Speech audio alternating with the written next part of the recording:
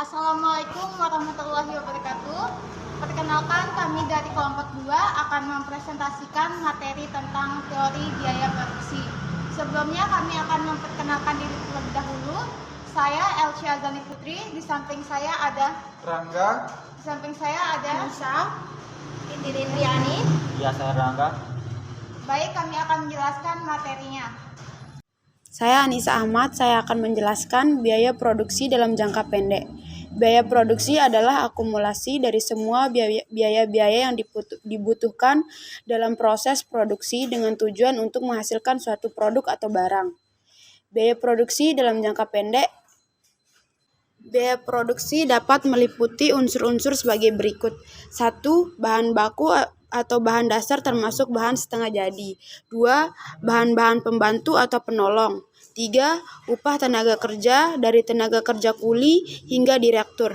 4. Penyusutan peralatan produksi. 5. Uang modal sewa. 6. Biaya penunjang seperti biaya angkut, biaya administrasi, pemeliharaan, biaya listrik, biaya keamanan dan asuransi. 7. Biaya pemasaran seperti biaya iklan. 8. Pajak. Saya Elsya Azani Putri akan menjelaskan beberapa konsep biaya produksi. Yang pertama ada biaya tetap atau disebut dengan TFC, yaitu biaya yang besarnya tidak pengaruh dengan jumlah yang diproduksi.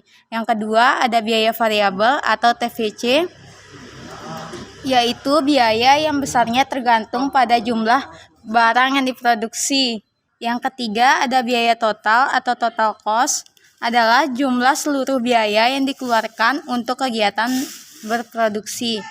Yang keempat ada biaya tetap rata-rata atau AFC, yaitu biaya tetap yang harus dikeluarkan per unit barang. Yang kelima ada biaya variabel rata-rata, biaya yang dikeluarkan per unit barang. Jadi bedakan antara biaya tetap rata-rata sama biaya variabel. Kalau biaya tetap rata-rata yaitu biaya tetap yang harus dikeluarkan per unit barang. Kalau biaya variabel yaitu biaya variabel yang dikeluarkan per unit barang. Terus yang keenam ada biaya rata-rata atau AC, yaitu biaya yang dikeluarkan untuk setiap unit barang yang diproduksi. Yang ketujuh ada biaya marginal atau MC, yaitu biaya yang bertambahnya biaya total jika produksinya ditambah 1 unit. Saya akan menjelaskan materi selanjutnya. Pada materi ini kita sudah ketahui jumlah pekerja, jumlah produksinya, jumlah dari TFC atau disebut biaya tetap total, dan jumlah TVC atau biaya berubah total. Untuk kita mengetahui jumlah dari TC, maka kita menjumlahkan nilai dari TFC ditambah dengan nilai TVC dan hasilnya adalah TC. Sebagai contoh, di sini jumlah pekerjanya ada 1 dan jumlah produksinya ada 2. Untuk nilai dari TFC-nya itu ada 50 dan TVC-nya ada 50. Maka rumus dari untuk menghasilkan TC itu adalah TFC ditambah dengan TVC. Maka 50 ditambah dengan 50 hasilnya 100. Begitu cara untuk menentukan hasil dari TC. Selanjutnya, MC atau biaya marginal. Biaya marginal merupakan kenaikan biaya produksi yang dikeluarkan untuk menambah produksi sebanyak 1 unit keluaran tambahan. Di sini kita lihat jumlah pekerja bertambah dari 2 menjadi 3. Dapat dilihat bahwa produksi bertambah dari 6 menjadi 12 unit. Selisih bertambah dari 6 ke 12 adalah 6 unit. Dengan demikian, biaya marginal nilai dari TFC yaitu 50 dibagi dengan selisih jumlah produksi yaitu 6. 50 dibagi 6 adalah 8,3. Untuk mendapatkan hasil AFC, caranya sama dengan mencari nilai MC. Untuk mencari nilai dari AVC atau biaya berubah rata-rata, rumusnya yaitu TVC dibagi Q. Kita lihat pada jumlah pekerja pertama, nilai dari TVC-nya yaitu 50, Q-nya itu adalah jumlah produksi, yaitu 2. Kita bagi TVC dibagi dengan Q, yaitu 50 dibagi 2, hasilnya 25. Begitu selanjutnya untuk mendapatkan nilai dari AVC. Untuk hasil dari AC atau biaya total rata-rata, rumusnya yaitu TC dibagi dengan Q atau jumlah produksi. Kita lihat pada jumlah pekerja yang pertama, TC yaitu 100 dan dibagi dengan Q atau jumlah produksi yaitu 2. Berarti 100 dibagi 2 hasilnya 50. Kita lihat lagi pada jumlah pekerja yang kedua, TC-nya yaitu ada 150 dan Q-nya ada 6. Maka 150 dibagi 6 hasilnya 25. Begitu selanjutnya untuk mendapatkan nilai dari AC.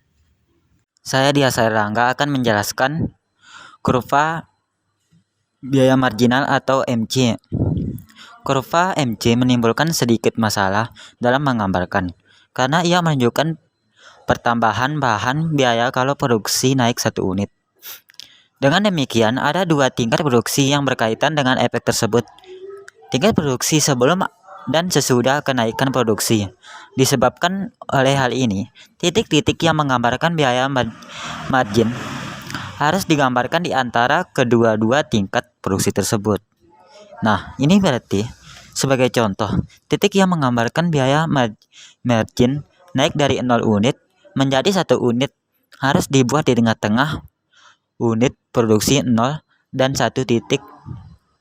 Contoh lain, untuk menggambarkan biaya margin pada waktu produksi naik 6 unit menjadi 12 unit harus dibuat di atas tingkat produksi sebanyak 9 unit. Karena unit produksi ke-9 adalah di tengah-tengah 6 unit dan 12 unit. Keadaan ini menggambarkan titik A. Menggambarkan contoh lain.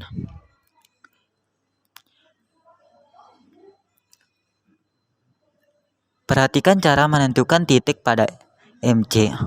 Pada ketika jumlah produksi bertambah dari 33 unit menjadi 38 unit. Untuk kenaikan produksi ini, MC sama dengan 1000. Keadaan ini digambarkan oleh titik B. Gambar tersebut secara khusus menunjukkan kurva MC atau biaya marginal yang dilukis berdasarkan data biaya marginal pada tabel.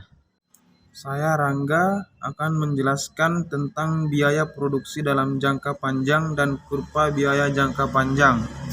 Kurva biaya total rata-rata jangka panjang dapat didefinisikan sebagai kurva yang menunjukkan biaya rata-rata yang PEK 12-24 paling minimum untuk berbagai tingkat produksi apabila perusahaan dapat selalu mengubah kapasitas produksinya. Saya Titin Indriani akan menjelaskan tentang kurva biaya total rata-rata jangka panjang atau disebut dengan Long Run Average Cost atau LRAC, yang dapat didefinisikan sebagai kurva yang menunjukkan biaya rata-rata yang paling minimum untuk berbagai tingkat produksi apabila perusahaan dapat selalu mengubah kapasitas produksinya. Kurva LRAC dibentuk bukan hanya berdasarkan kepada beberapa kurva AC atau average cost, tetapi berdasarkan kepada kurva AC yang jumlahnya tidak terhingga, sehingga menyebabkan bentuk kurva LRAC seperti huruf U berupa garis lengkung, seperti gambar di atas. Kurva LRAC ini merupakan kurva yang menyinggung berbagai kurva AC jangka pendek. Titik-titik persinggungan tersebut merupakan biaya produksi yang paling minimum untuk berbagai tingkat produksi yang akan dicapai perusahaan dalam jangka panjang. Saya akan menjelaskan bentuk-bentuk kurva LRAC.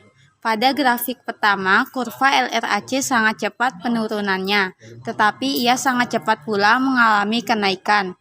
Ini berarti kenaikan produksi yang sedikit saja telah menimbulkan skala ekonomi yang sangat menguntungkan. Pada grafik kedua, skala ekonomi juga sangat menguntungkan, tetapi ia juga tidak berlangsung lama karena diikuti oleh kurva LRAC yang datar setelahnya. Kemudian, pada grafik ketiga, terdiri dari perusahaan-perusahaan yang sangat besar ukurannya dan jumlah perusahaan dalam industri tersebut relatif sedikit. Dengan kata lain, hanya ada beberapa perusahaan saja yang terdapat pada industri tersebut. Hal ini dapat terjadi karena skala ekonomi tetap wujud hingga ke jumlah produksi yang sangat banyak. Skala ekonomi dan skala tidak ekonomi. Skala ekonomi yaitu apabila pertambahan produksi menyebabkan biaya produksi rata-rata menjadi semakin rendah. Dan skala tidak ekonomi yaitu apabila pertambahan produksi menyebabkan biaya produksi rata-rata menjadi semakin tinggi. Sekian dari kelompok kami, kurang lebihnya kami mohon maaf. Apabila ada pertanyaan, bisa ditaruh di kolom komentar. Wabillahi taufiq wal hidayah. Wassalamualaikum warahmatullahi wabarakatuh.